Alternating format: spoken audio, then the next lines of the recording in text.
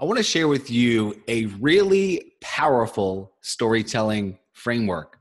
So we understand how storytelling is a powerful way of getting your message to the masses, right? The moment you tell a story, a person's conscious mind shuts down, their unconscious mind awakens.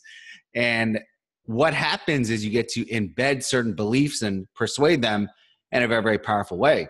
Storytelling, of course, is the oldest way of transferring information. Before books and movies and podcasts, back in the old day, our ancestors told stories. That's how things were passed down from generation to generation until the printing press made books widely available. But still, stories have really changed the world through novels, movies, nowadays, technology, videos, even different types of in-person storytelling. So I'm going to give you a really powerful framework to make your stories incredible. This is a framework that I've been working on myself probably over the past decade. The moment I understood the power of storytelling, I wanted to become a world-class storyteller.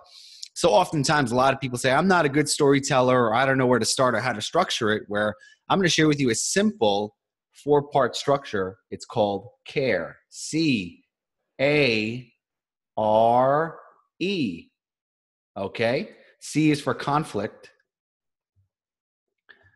A, action. R, resolution.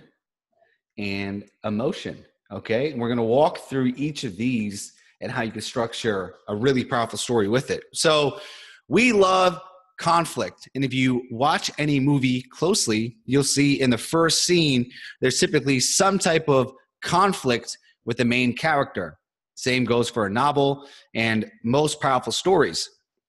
Joseph Campbell talks about the hero's journey, about a person who has a very challenging life and they go on a mission and they discover a superpower, or they meet a guide that teaches them more about themselves and they become a very, very powerful person. So that's why we love these amazing superhero movies that have an origin story. Typically it starts with conflict and then they take an action and they resolve it. So the emotion, that is what drives people to read your whole story or to watch it, because we are emotional beings and we love being put on an emotional roller coaster. So any good story has a good amount of emotion and cliffhangers.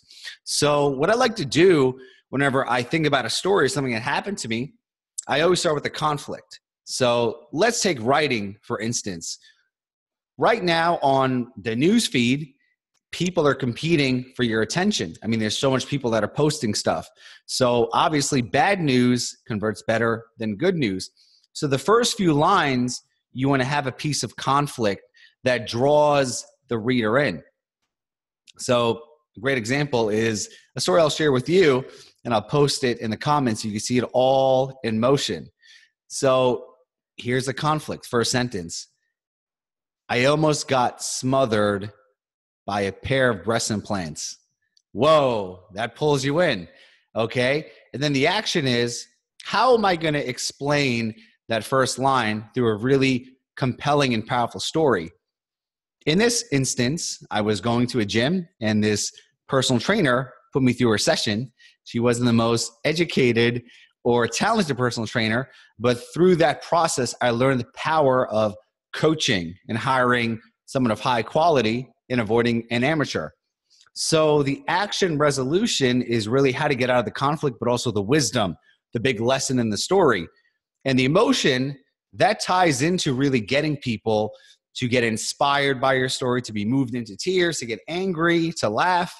So you have to think about different ways of conveying emotion. One of the best ways is to show, but not tell, okay? That's a really powerful term in movies and also in books. A great novel, the author shows, but doesn't tell. So a great example is angry. The man was angry. That's telling. Showing was his nostrils were flaring and he was stamping back and forth with his fist clenched. Okay? So whenever you could show emotion through a visual metaphor, it makes it so much more powerful. So for the instance of the breast implant story, you can read it in the first comment. Breast implants being smothered, okay, conflict. And this is the lesson, the wisdom that I attained going through this horrific experience. And then the emotion are all the different emotions that I had being put through this challenge. And next time you tell a story on video, you write a post or an email, just put the framework, right? Care. And there you go into the 4 parts. What is the conflict? What is the action? What is a resolution? What's the emotion? So I always have this framework down, and then I just put it through. And the most powerful thing about stories is the fact that you're in the business of changing people's beliefs in a very indirect way. So you could tell someone, here are 3 things you can do to improve your life, or put them through a really powerful story and embed those lessons deep into their subconscious mind. And of course, when it comes to marketing, storytelling is like literally marketing on steroids, right? If you look at all these billion-dollar brands and they have a very short commercial, they're telling a really powerful story, and many of them are using this conflict. It's indirect or direct. So give it a shot. Think about a situation you went through, tie it back into your business, and make it entertaining, because it's all about being entertaining and being unique and sharing your lessons, your insights, but doing it in a very engaging and emotionally driven way. So if you want some more resources on storytelling, I'm more than happy to help you. Feel free to write in the comments or DM me.